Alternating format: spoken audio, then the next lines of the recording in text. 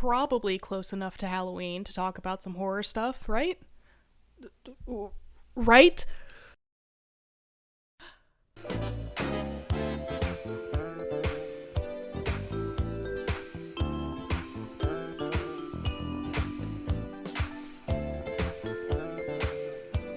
And all I've got to offer is sensitivity, intelligence, and charm.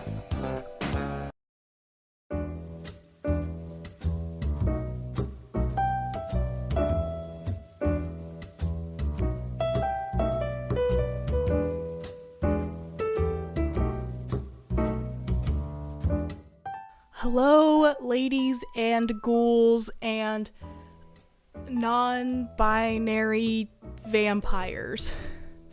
I don't know, it's August. I'll come up with something better by October. Maybe. Today, I'd like to talk about J-horror, or Japanese horror. But as we'll see in a minute, J-horror is actually a little bit more specific of a subgenre than simply Japanese horror. Unlike its cousin K-horror, which is simply Korean horror. Okay, 2 minutes in and I'm already a little bit all over the place. Before we start really digging in and getting some clarity, I'd like to credit the lovely folks who put on the J-horror panel at Otakon in Washington, D.C. this year. They really inspired this video topic and it provided some really helpful information. According to the Otakon guidebook, they go by Mipri? I'll put it here in like text. Yeah. I've always been a really big fan of J-horror, but I've never really been aware of the nuances and all of the overarching themes of the genre until I attended their panel. Now, let's clear the air.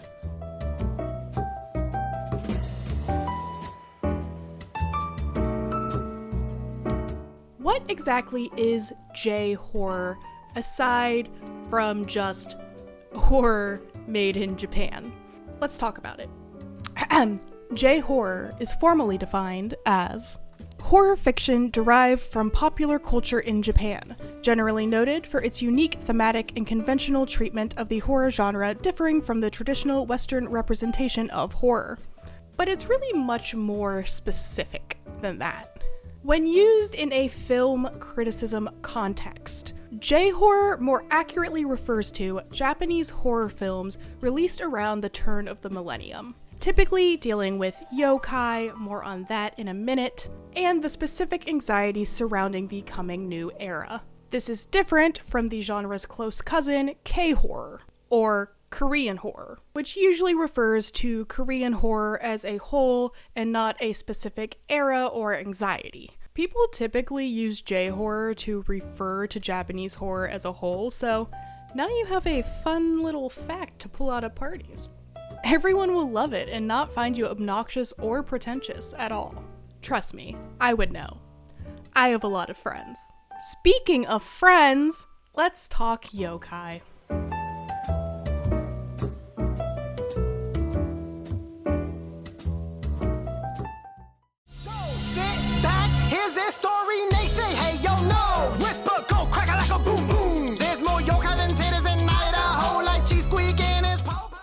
A staple of not only J-horror, but Japanese culture as a whole, yokai are a class of supernatural entities and spirits in Japanese folklore. The word yokai is composed of the kanji characters for attractive, calamity, and apparition, mysterious, suspicious. The various yokai were studied and categorized by Japanese folklorist Tsutomu Emma in the Nihon Yokai Henge Shi. I apologize. Oh, there's more. And the Obake non Reikishi. I think I did that right. The categories are broken down as follows. There are categories based on the yokai's, quote, true form, which can be split into human, animal, plant, object, natural phenomenon. There are also categories split into the yokai's source of mutation. such as mutation related to this world, spiritual or mentally related mutation, reincarnation or afterworld related mutation, and material related mutation. And then finally, there are categories related to the yokai's appearance, such as human, animal, plant, artifact, structure or building, natural object or phenomenon, and miscellaneous or appearance compounding more or one category. More broadly speaking, and more relevant to J-horror, yokai are typically split into the 4 sacred beasts, monsters or bakemono, ghosts or yurei, and objects or sugomogami. Some popular yokai that you might recognize are the Kappa, who is a green little guy who balances a plate of water on his head. If the plate breaks or the water dries up, the poor little guy is no more. Talking about some kind of weird duck dude with a green body. Oh, and he has a dish on his head. That sounds like a kappa. Kappas are harmless creatures, usually found in their natural habitat near lakes, rivers, or streams. Kappas are very well-known yokai. The Oni, which is basically like a devil-ogre hybrid, they hang out in hell and punish sinners.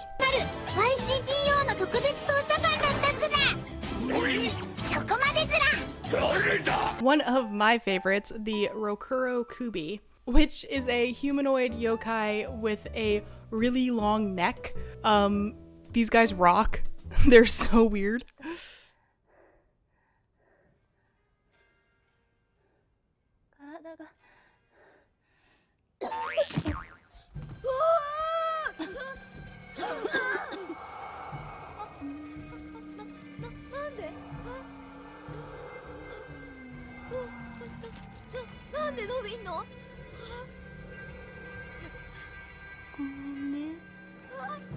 And then literally hundreds and thousands more. There is just a huge catalog of yokai in Japanese folklore.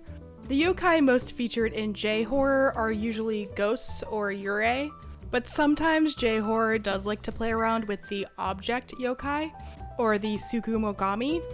For those, think like the tape from Ringu. But yokai aside, what makes J-horror its own separate, special subgenre? Why is this specific era of Japanese horror kept separate from the rest of the tradition?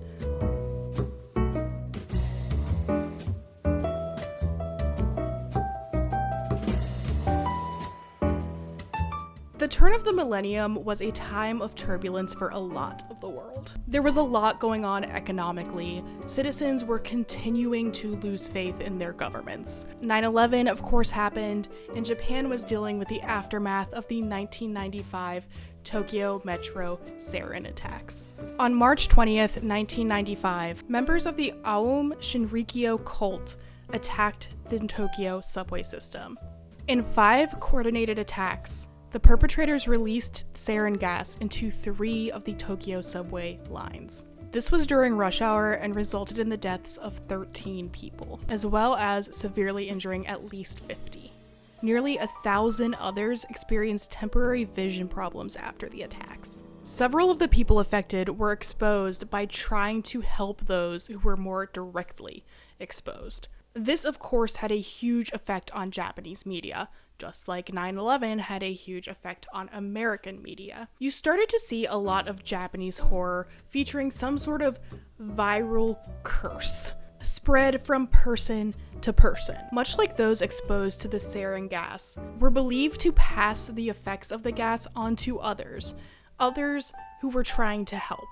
The obvious example of this, and arguably the starting point of J-horror, was Hideo Nakata's Ringu in 1998. I'm assuming most of us are familiar with at least the American remake, The Ring, but just in case.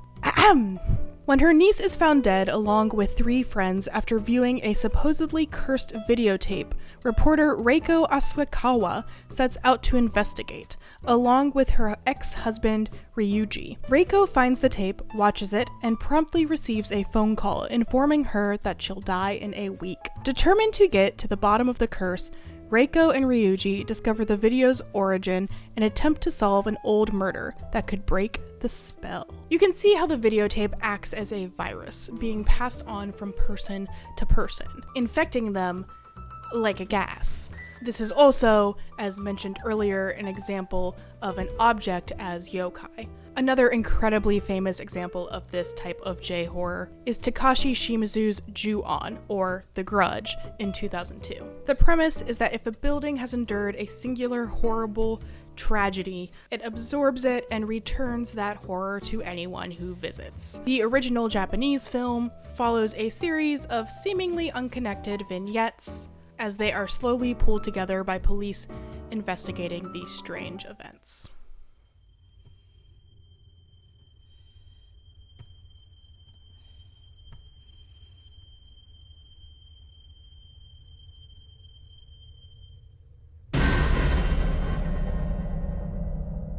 Which I'm actually, and this isn't in the script, I'm just realizing now, it infects anyone who visits the house trying to help.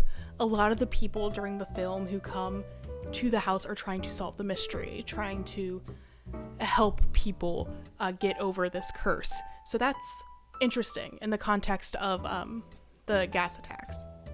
Perhaps a lesser known example, but my absolute favorite, it's absolutely bonkers, is Kiyoshi Kurosawa's Pulse in 2001. After college student Taguchi commits slip and slide, a number of young adults living in Tokyo witness terrifying visions transferred across the internet.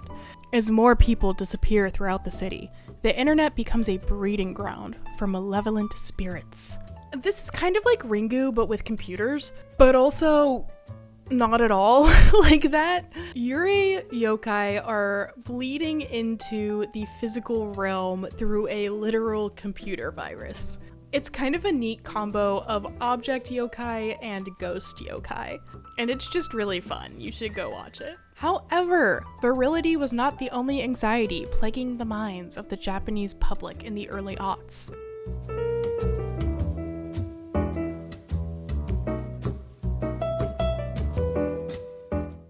Family structures and gender roles were also starting to erode, causing more than a little bit of anxiety among the traditional puritanical culture of Japan. Ringu, Dark Water, Noroi the Curse, Noroi the Curse, The Grudge. What do all of these films have in common? Broken families and changes in traditional gender roles. Japan has historically been a pretty traditional place, where men are the breadwinners and women stay home to take care of children. However, in the mid-90s, right around when J-horror was starting to take off, sentiment was changing drastically. By 1994, these traditional gender roles were only supported by 40 to 50% of the Japanese population, according to a study conducted by NHK. This drastic change in attitude can be directly linked to an economic bubble burst that Japan experienced in the 90s, resulting in a massive recession and both members of the household needing to go out and work. Let's talk about another staple of J-horror. 2002's Dark Water. And once again, we're going to Wikipedia for a synopsis. In this film, a newly single mom, Yoshimi Matsubara, is enduring a bitter divorce and struggling to keep custody of her young daughter, Ikuko. As the unstable Yoshimi tries to make a fresh start in a new apartment, strange occurrences in the building gradually begin to take their toll. When Yoshimi and Ikuko both start seeing unsettling visions of a ghostly little girl, it's clear that they're being drawn toward the supernatural. I really don't have to connect the dots for you on this one, do I? Divorce, a custody battle, an unstable professional woman. I'm sure she'd feel better if she just went back to her husband and assumed her natural place at home. Ringu also centers around a divorced couple and a headstrong female lead who has abandoned her womanly duties to go hunt down a haunted videotape. Nice. The dissolution of the nuclear family aside, what was that about a tech bubble burst?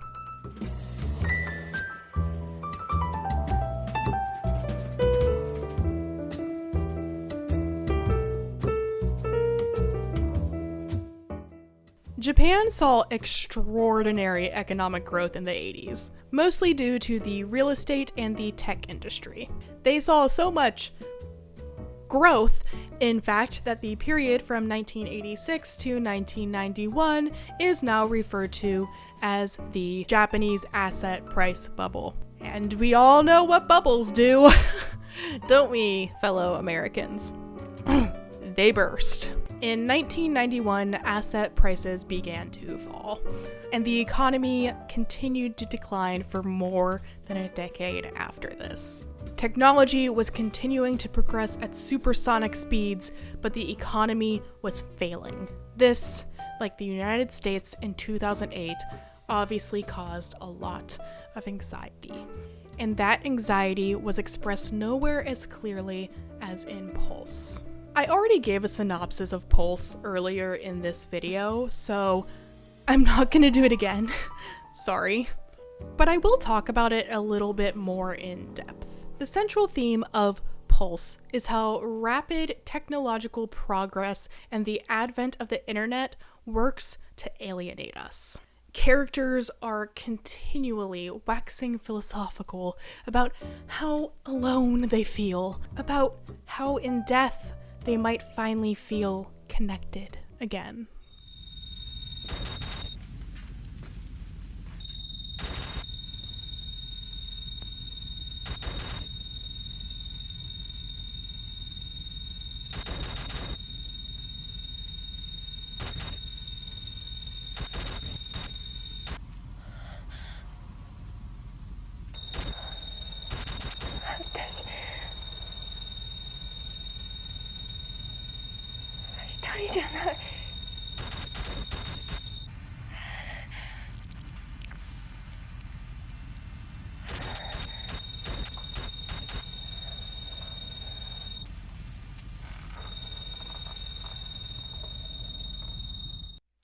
While the internet does bring characters together, it's also the catalyst for the horror.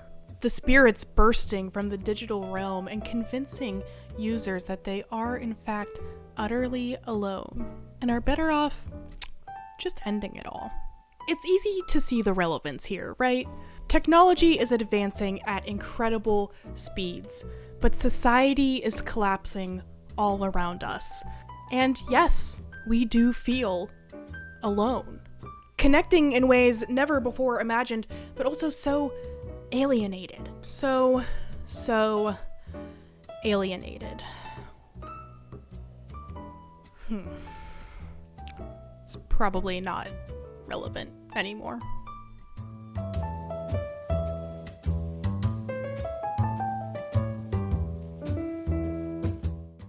So the conclusion here is really just that I really like J-horror and I wanted to talk about it. Nothing too deep going on here, besides that last part. No big sweeping statements about society or whatever. Just wanted to gush about a subgenre of film that I really do love. I highly recommend checking out any of the movies talked about here. A lot of them actually are on YouTube or Tubi for free, so no excuses. Unless you can't handle horror movies, then sure. Yeah, that's all, folks. God, why did I say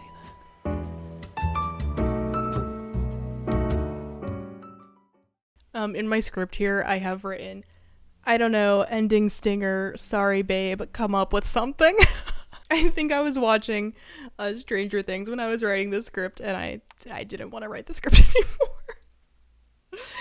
Anyway, hi, thank you for watching this. I hope you liked it.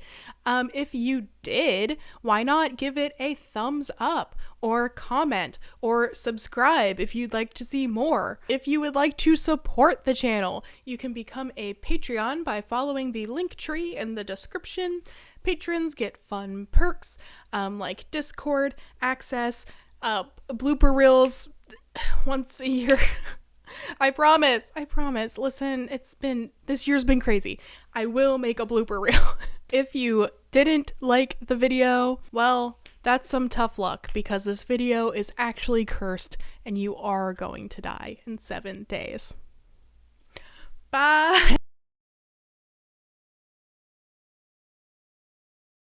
It's also worth noting that Ringo